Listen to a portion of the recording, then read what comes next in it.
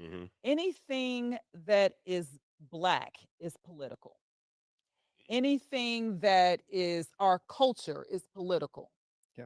When you think about the museums and how the erasure of our culture is happening, that's political. So you may think, oh well, I just have this dope fashion brand. It's still our culture. It's still the engine. It's still influence. You're not thinking. You don't know how big you are, and that's the problem. We don't know how big we are. We don't understand that we're the engine.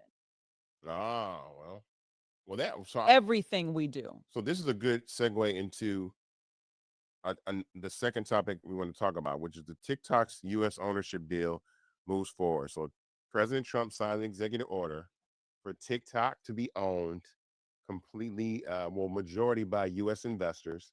That investment group includes Oracle, A16Z, Silver Lake Partners, Michael Dell, and Rupert Murdoch's family at Fox.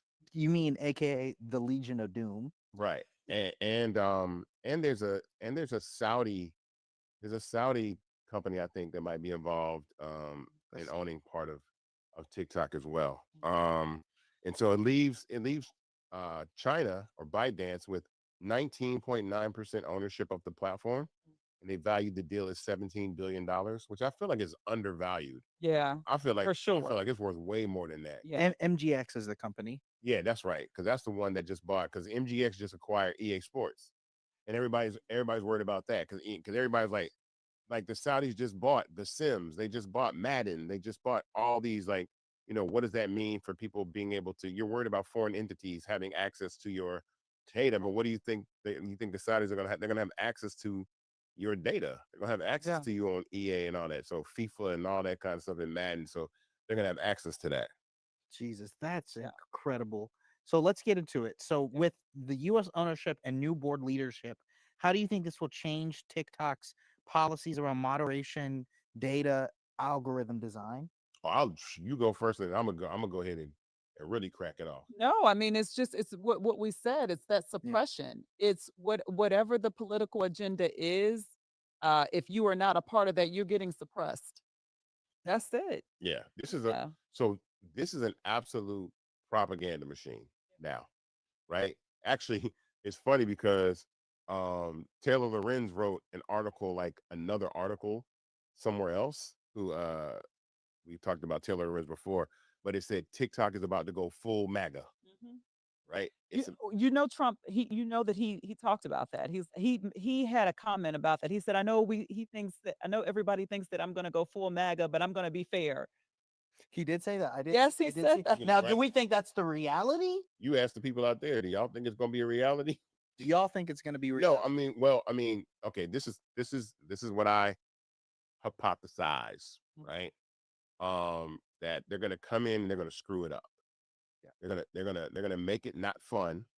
for sure. They're going to drive away millions and millions and millions of creators because they'll only show content that is favorable to the president, and it won't be fun anymore, and these kids are going to be finding new platforms. That's to me what it means is, I know that the algorithm, I mean, people were talking about this, and is that how Oracle, Larry Ellison, really wants to surveil the entire country.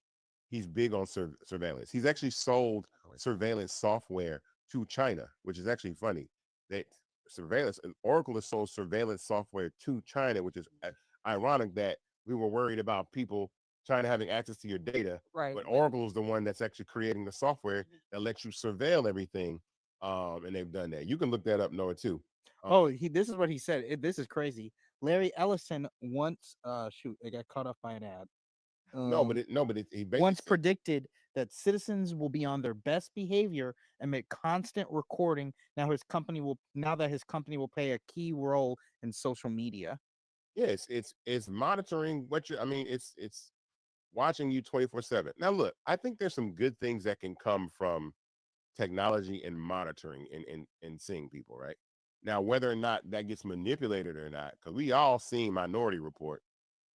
We all know how predictive policing and all that kind of stuff. And you can switch some stuff out, and manipulate what a camera looks like. So I think there's some things. There's always like again, there's always positive things that can happen, but I think for the people that have enjoyed social media and really liked and have fun and enjoyed TikTok and really like it, I think it's a bummer because people have spent a lot of time building community on there. I think that there's going to be a new app. I'm predicting that app will be out by the end of this month, the end of October. I think the app will be out by the end of October.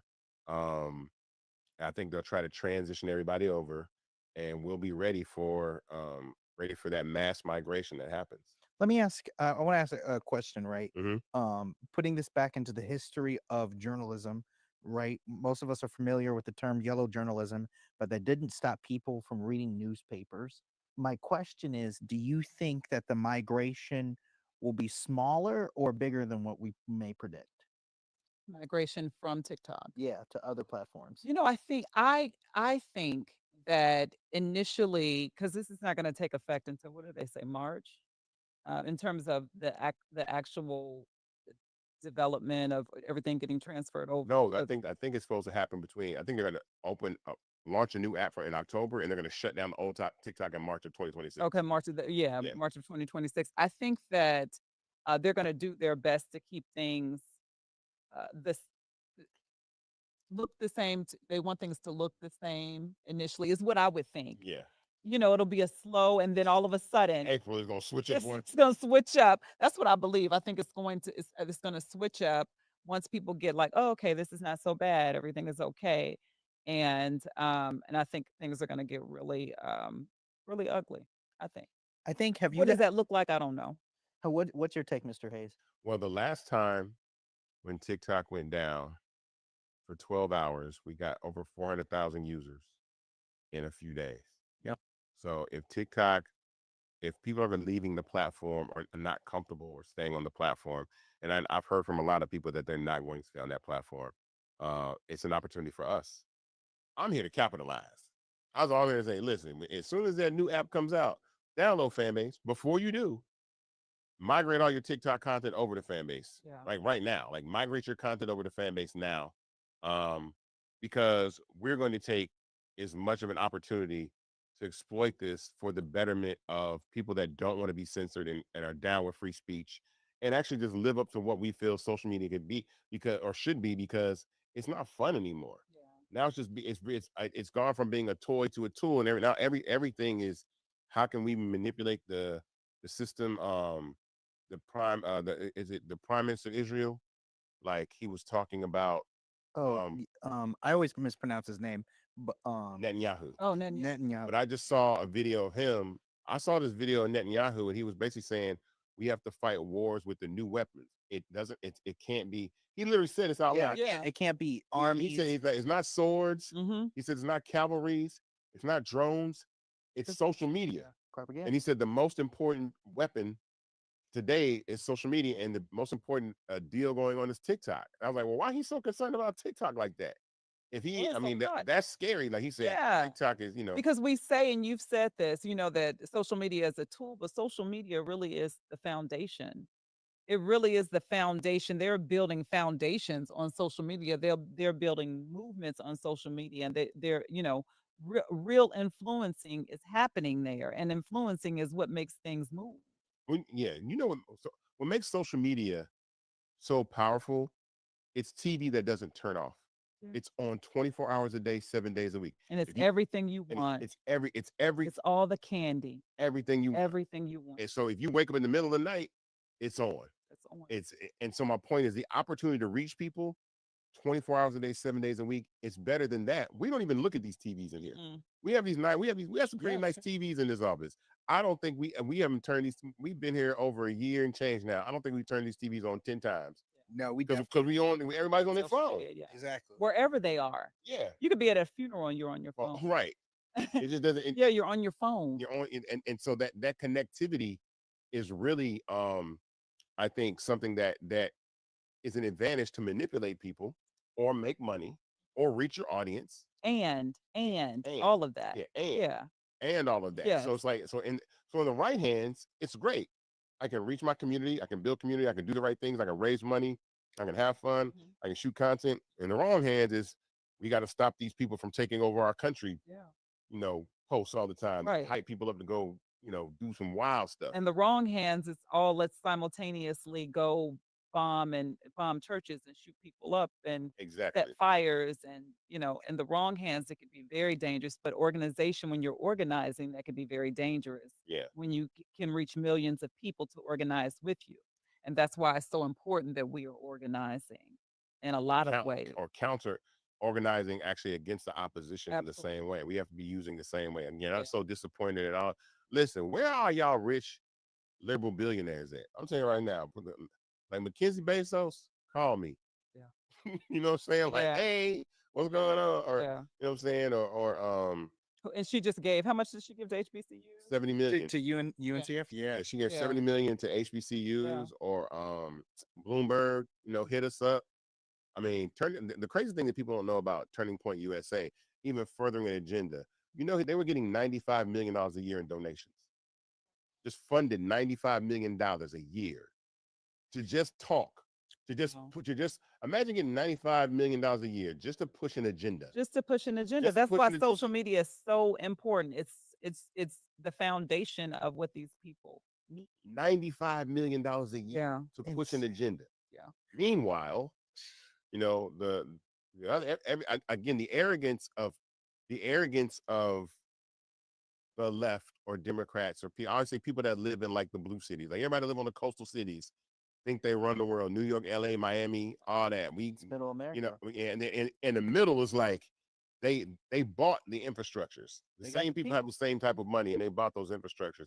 And so now that's why you can kick a Jimmy Kimmel off the air, or that's why you can buy a TikTok. Yeah. That's why Elon can buy an X, and that is the misstep that that we make. And so somebody better, we're going to be the platform for the planet, but somebody better step up and start balancing the scales on this because it's going to get overrun. It's going to get overrun. We're just going to see too It's much. it already is. It already is, yeah. I was watching Citizen Kane the other day. Really, Noah? Yeah. Look at the camera and say that. So I was watching Citizen Kane. How old are you? 27. Why are you watching Citizen Kane? Because it's the greatest movie of all time. Okay. So right next to Eddie Murphy Boomerang. Unreal. My I love it. my taste is far and wide. We know. I mean, I was like, I'm watching Citizen Kane the other day. I'm like, okay, go ahead. But what I loved about the movie is it was speaking of public good versus private interest, right? Mm-hmm. Yeah. So my question is TikTok today's Citizen Kane, which is claiming to serve the people while regulators warn its private ambitions may outweigh the public good? Oh yeah, absolutely. And we already know that. We see that, or they wouldn't have bought it. Yeah, For If sure. if the intention for them to not turn this into a propaganda machine, they wouldn't have tried. They wouldn't have been so interested in buying it. Yeah. And Trump wouldn't have had so much. He literally handpicked who's going to be a part. There are tons of people that wanted to be a part of the TikTok deal, but he picked. sure. Trump knew exactly who was going to be part of that deal. Like you, or I won't sign. Absolutely. I'm not going to sign. I'm not gonna sign it. Yep. That's And exactly kick right. me back a little bit. Yep. Didn't y'all say he got a finder's fee? It was Yeah. Wait a minute. well, he didn't confirm it, but he also did not. If somebody say he got like a Yeah, finder's that- fee, and like, Yeah, he didn't deny it. maybe he But got a yeah, finder's like fee. a low billions. low billion, Yeah. a low billion fee. A broker's fee. Yeah, broker's fee for bringing the deal together. I'm like, yo, that's the grift of all time. But yeah, so I mean, the community of those individuals that he's bringing together is just very you already know. I feel bad for the creators, but again, it is an opportunity for us. Like I said, it's an opportunity for creators, and I say this all the time, for the creators that feel like they're not going to have a home. You can bring your content to fan base. There's three things that I think that we're focusing on that we already did, which is our recommendation engine, which we've been working on all year, simplification of the app itself, right, making it easier to post, and making it easier to use for people. And then we're focusing on Flix. Like Flix is is our short form video editor, which is like our version of TikTok. And we're gonna need you guys because we want, we can build something better than TikTok. Like you start from scratch and say, if you could build this, what would you want in it? What would you want your short form video editor to have in it that TikTok didn't have? And what is missing in it? And to have equity and ownership in it. Which Wow. is why, again, go ahead, Noah. That's a great segue into why we're here. We're here because I want content creators and social media users to own fan base, to own the platform that you use. You never got to own TikTok, and look what happened. They took it away. You never got to own Twitter, and Elon bought it and turned it into a hateful, um, microblogging site. You never got to own um, Instagram or Threads, and they on there posting Antifa stuff, and that's real, by the way. I want to address that for a second. Yeah. I want to address that for a second because okay, so briefly last week, this is what happened, and I'm because I think there's something to talk about. So last week, somebody sent me a message that was under a user Ben Baller, his page, that said this user might be associated with the terrorist group Antifa. Be careful. And so what what happened was I wanted to verify the source. So I went to Ben's page and I saw that underneath his post, right? But when I reached out to him, he goes, I can't see that. He goes, I'm on my page looking at the post right now. I'm not part of Antifa. I can't see what everybody else sees. So then he sent me a screenshot of what he sees, which is nothing, and then what everybody else was seeing. Now, the interesting thing about that is you could copy the text of the the message written up under the community notes that were written up under the post. And so people were taking that and reposting it, saying it was a hoax. And my point to the people that don't understand or didn't believe that is when when have you ever been able to copy a different font of a text inside of an app, Threads, Instagram, and then use it? If that was the case, we'd be doing that every day. Somebody be using that to make some funny joke every single day. Yeah. And so a lot of people did copycat and make it, but there are people only saying, oh, it's a hoax, it's fake. No, what happened was Instagram was kind of probably soft launching, or somebody within Instagram allegedly probably put that messaging and let it leak out there. And then they're trying to say, oh, that's not true, because you can't do community notes like that. You can't just, everybody, we were using that all the time. We would do that all the time. Again, when have they ever? If that's the case, then, and why would why would we do that? Why would any app let you take a message and then be able to copy that message and then take it and turn it into whatever you want to and share it? So since then, people said, oh, it's a hoax. I'm like, nah. And they saw it on their Kev on Stage page. Yeah. And I'm like, I don't think Kev on Stage would do that. I don't see a reason why Kev on Stage would call himself part of Antifa. There's no reason for him to do that. So no, that was a real thing that was happening. And that's kind of letting you know what's going to happen over at Meta. So we've never owned these platforms. And so I want people to own the apps they use. So again, go to startengine.com/fanbase and invest.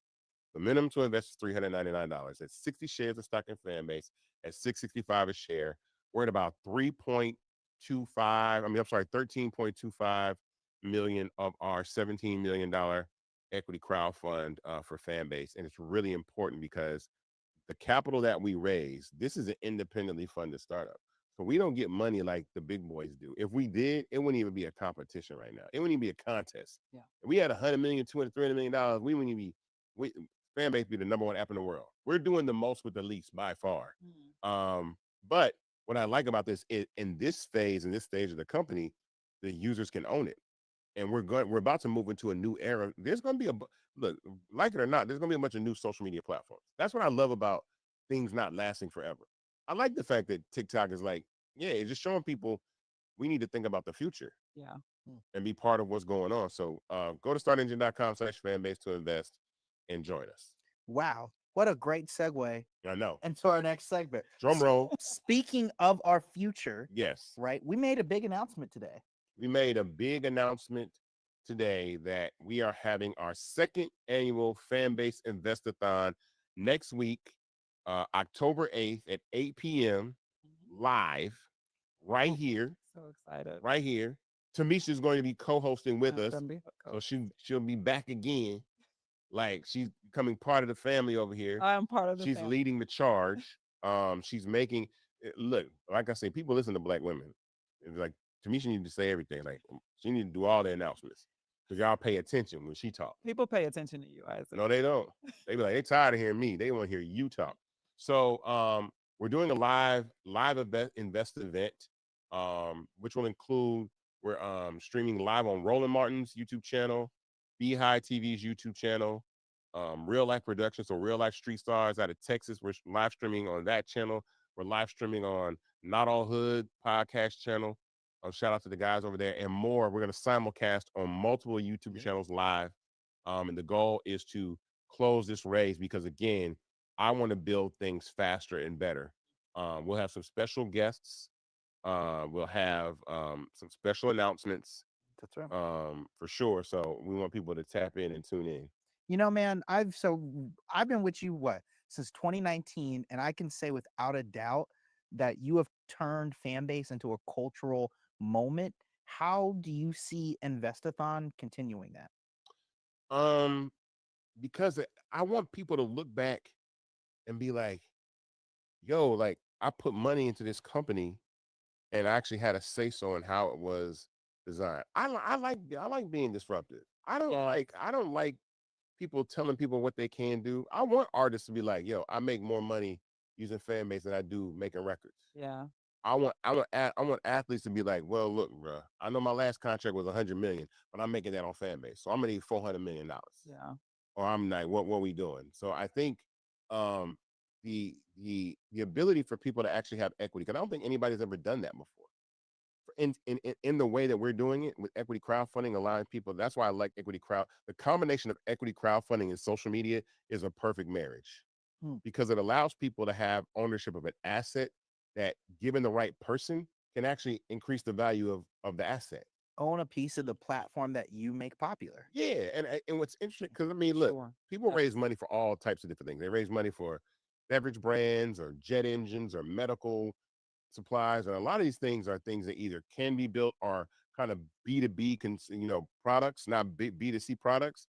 So the business to consumer relationship that you can have, or consumer to consumer relationship that you can have on fan base as an equity partner ownership, is really what makes Investathon powerful, because where I'm trying to tell people like, yo, investing is just a huge part of the conversation, especially with young people.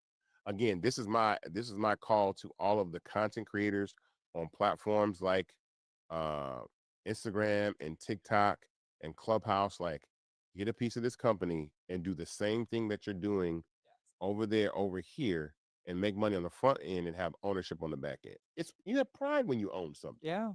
Yeah. Pride to be like, I'm an owner. I got a piece of that company and I'm over here helping. And you're going to put more work into that. You're going to put more effort into that platform because you know that you are part owner. Absolutely. Yeah. That's the hard work. So I wanna zero in on that for a minute, right? Mm-hmm. You have extending the question of a cultural moment. You've made fundraising and the Black community a cultural moment, because prior to fan base, right now we got Spill, we got the Black Bread Company, right? So many Culture Wireless. There are so many more companies Mm-hmm. that are coming out of the woodwork, right? But it all started when you first started preaching about it, man. Mm-hmm. Since then, and you've seen all these companies come to life. What's going through your head, man? That I'm investing in them. So I mean, because I've invested in Black Bread Company, I invested in Culture Wireless, I invested in Crown and Hops, I invested in who else?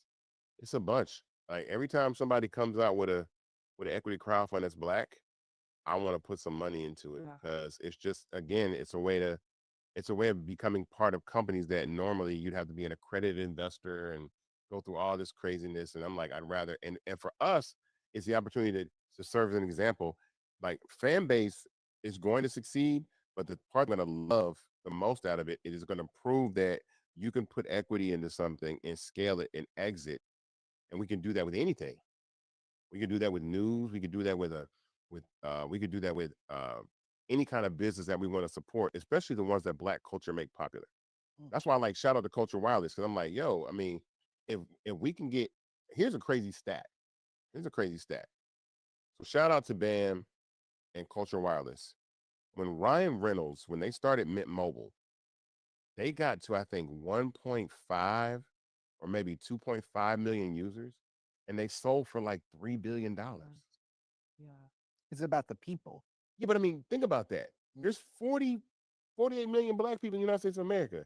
You telling me that if we all went and bought some Culture Wireless and then use that cell plan, that I could be part of a company that sells for 3, 4, 5, 6, $7 billion. That's what people don't get. It's like Yeah. if we're not doing these large deals where we have equity in them and then scaling them up. So I'm like, oh, everybody invest in Culture Wireless, switch your service over to Culture Wireless, which is backed by T-Mobile. So it's not like it's the same thing. It's literally like Mint Mobile was just a skin over T-Mobile. It's just like it's just to capture a market share. It's like, oh, because people out there don't necessarily always like they again, people are contrarian. I don't like T-Mobile. I don't like AT&T. Okay, I'm gonna try Mint Mobile, bruh. It's still T-Mobile. You just don't. Right. You're using T-Mobile and you don't even know it. So the same thing for Culture Wise. It's like, okay, I don't like that, but there's a mission into what uh BAM is doing, which is also data sharing, like unused data sharing and getting data in impoverished and data deserts in Black communities, and even own part of the company. So I think I'm glad to be a part of that. Yeah. So, Mr. Misha, I don't want to leave you out of the conversation, but for you as a consumer, Mhm. what do you think the impact will be in investing at large in companies that are represented by us? I was talking to someone the other day, and I hope this answers your question, but this is on the forefront of my mind. And we were talking about a company. Um, I think we have to get in the mindset of if if we are investing in a Black company, we are investing in ourselves.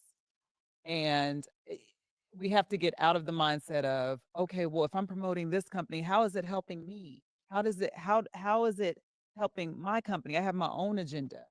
We are all one. At the end of the day, um, if there are if it has to come down to any side kind of situation, we are all one. And so it's so incredibly important that we look at it like that. And when you are investing in fan base, you are investing in yourself, you're investing in your company, you're investing in your brand, and you're amplifying us. You're amplifying the culture as a whole. So don't look at it as, oh, well, what about me?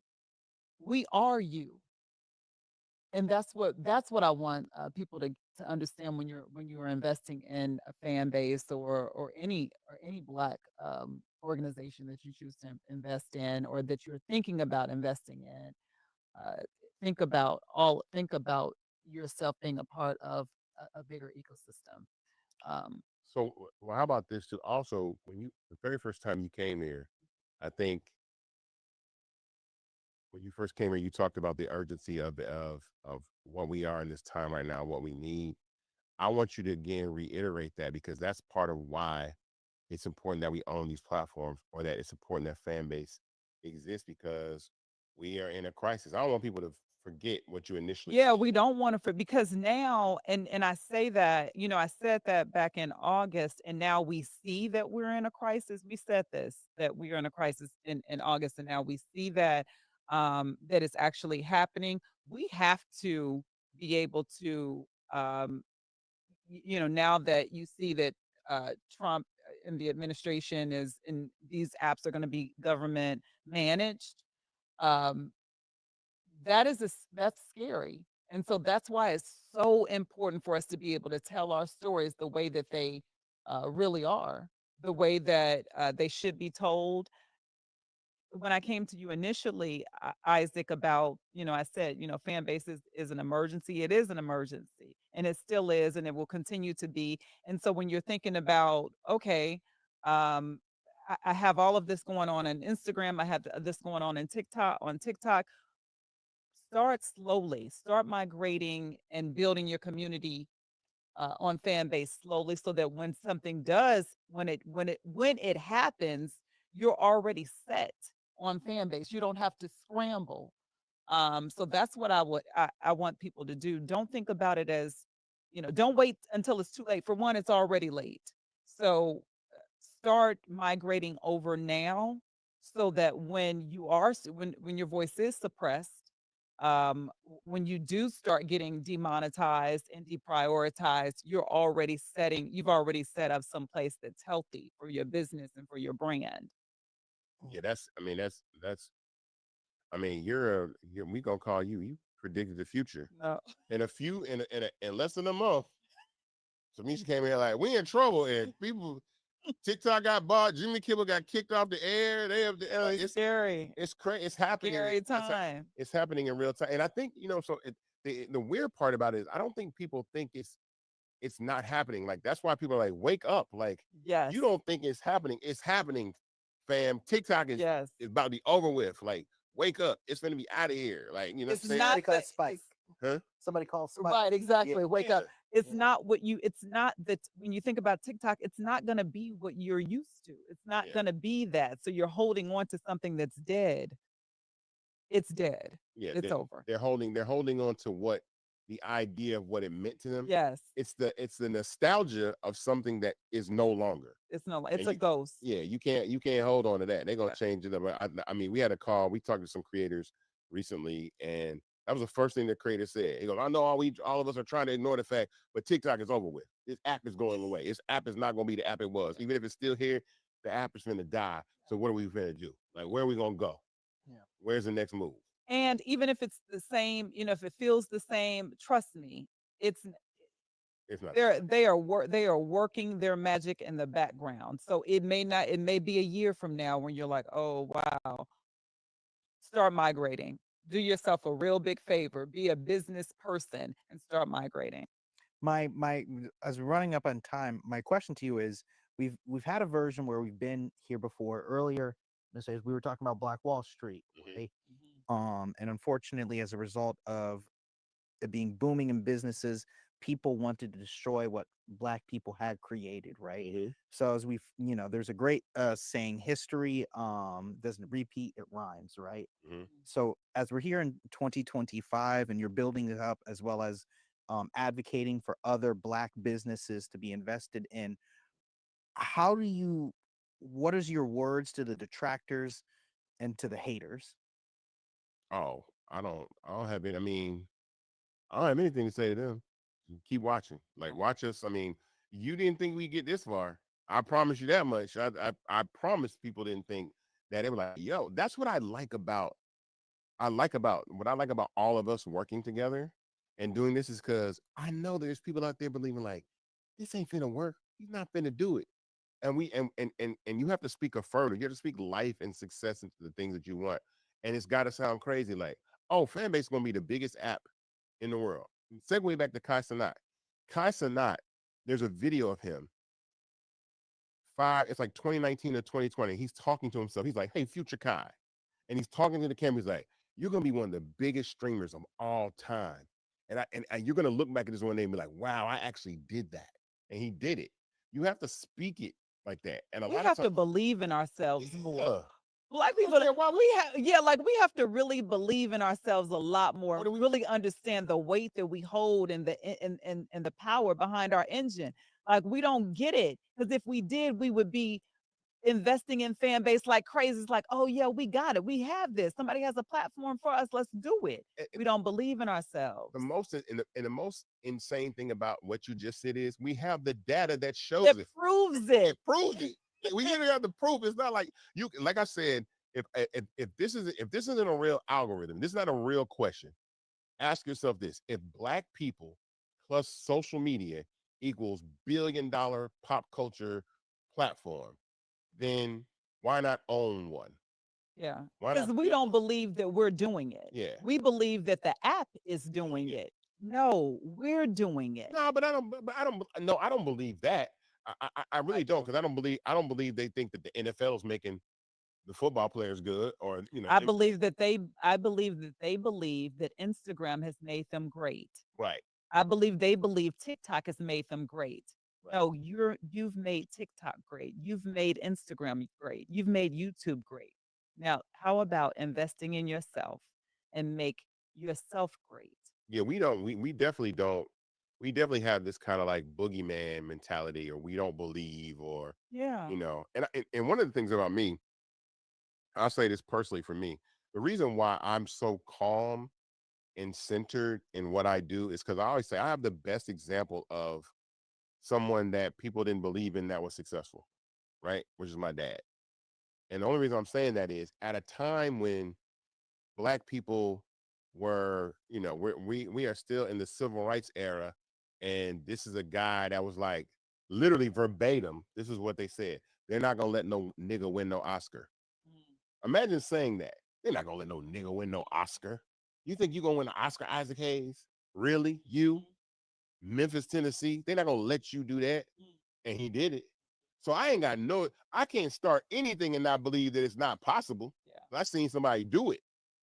I can never question it. I can never approach any situation with doubt if I don't work hard to believe or put in the effort and energy and pray and believe that God has a hand in all things that we do that are successful, that it can't be possible. There's no way I can't. Because you're talking about a guy, even forget the Oscar. My dad couldn't read and then graduated salutatorian of his high school. He couldn't play piano and taught himself how to play. Wow. So how do you go from that to creating a whole symphonic soul genre, combining strings and all this and setting the foundation for hip hop and then winning Grammys and winning Academy Awards and all this kind of stuff and setting off this whole soul generation where people are like, you a dark-skinned, ugly, black nigga that they never gonna let win an Oscar. Your father was fine. I don't know where you got That's that part from. That's a clip. Actually, Yo, I so- wasn't expecting Your that. father was fine. So, but the point of that is like, yo, like you. That's what I like because it's like I like when people doubt you. Like the Gemini, especially Gemini, my Gemini energy. I got that. I'm telling you right now. Say what you want to about. Say what you want to about a Kanye West or a Donald Trump. They believe in themselves. Yes. To the level of For delusion. sure. Yes. I believe in myself to a level of delusion. I believe that I am going to, the fan base is going to be the largest social media platform in the world to the level of delusion. I believe that I'm going to be one of the richest black people that ever existed, a multi-billionaire off creating tech infrastructure and allowing black people to invest in it and own it. I believe that I'm going to take everybody that invested in fan base with me to a level that we all are able to create generational wealth. You have to believe that. And there's nothing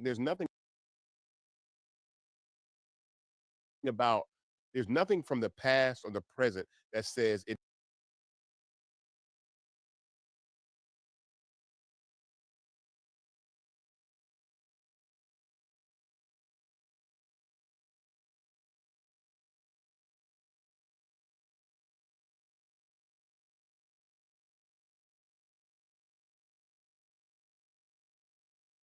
I don't know why I keep saying that,